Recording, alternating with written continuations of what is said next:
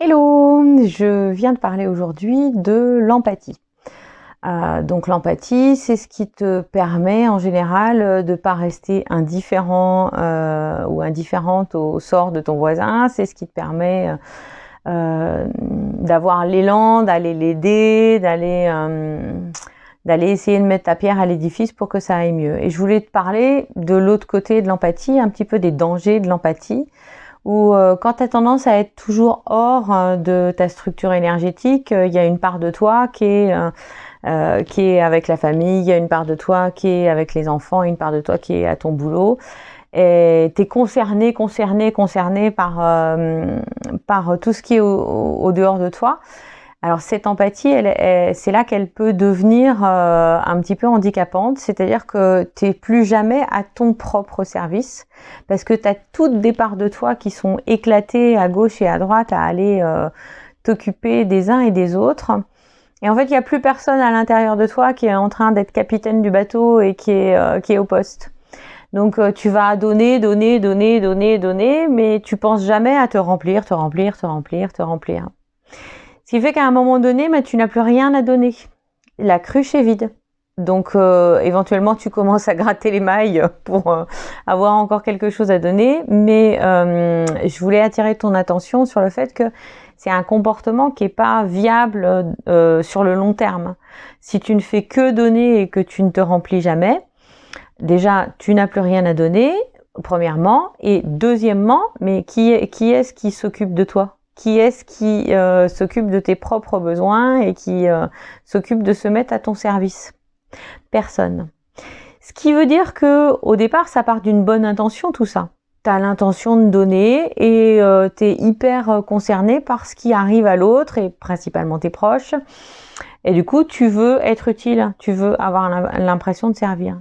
Sauf que pendant que tu es en train de disséminer toute ton énergie à gauche et à droite, et ben toi tu perds ton énergie, tu t'amenuises. C'est comme ça que il y a pas mal de personnes qui arrivent ici en disant mais voilà, j'ai plus d'énergie, je sais plus quoi faire, je sais plus où j'en suis, j'ai plus le goût à rien, je me sens vide. Ben oui, tu te sens vide parce que tu n'as pas pris le temps de remplir. Tu n'as pas pris le temps de te nourrir, de te régénérer, d'avoir quelque chose à donner. Et les gens qui sont en pâte, souvent, ils disent bah, c'est normal d'être concerné par les autres, c'est normal d'aller aider quand on peut.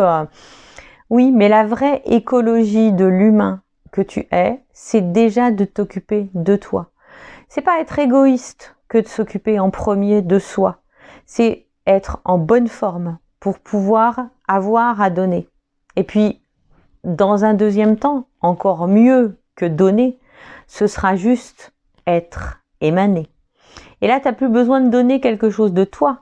Juste par ce que tu émanes, ça, on ne sait pas quoi, ça fonctionne. Ça donne aux autres. Voilà. Donc, c'est pour te dire, pour résumer, que être empathique, c'est bien. Mais si tu épouses complètement la cause de l'autre et qu'elle devient tienne, c'est-à-dire que quand l'autre est dans la détresse, eh ben, tu plonges avec lui, tu n'as pas du tout de recul, tu plonges pleinement avec lui. Ça fait quoi? Ça fait 2 cailloux qui tombent au fond d'un puits, mais ça fait certainement pas une aide.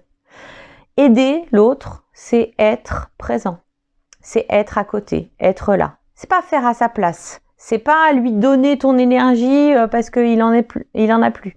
C'est être là, être présent, juste être.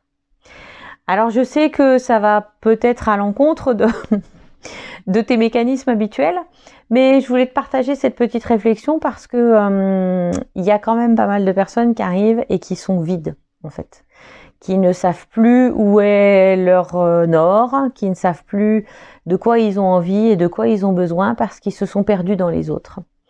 Donc si tu as envie qu'on y réfléchisse ensemble, qu'on mette en place des nouvelles choses dans ta vie, qu'on fasse de la reprogrammation cellulaire ou qu'on chasse des fausses croyances et des programmes erronés, on peut le faire ensemble. En stage, en séance, je suis à ta disposition. Et puis sinon, j'espère que juste le fait de regarder cette vidéo, ça va te permettre de faire un petit ting. et que tu puisses te mettre à ton propre service. Je te souhaite une merveilleuse journée et je te dis à bientôt. Bye bye.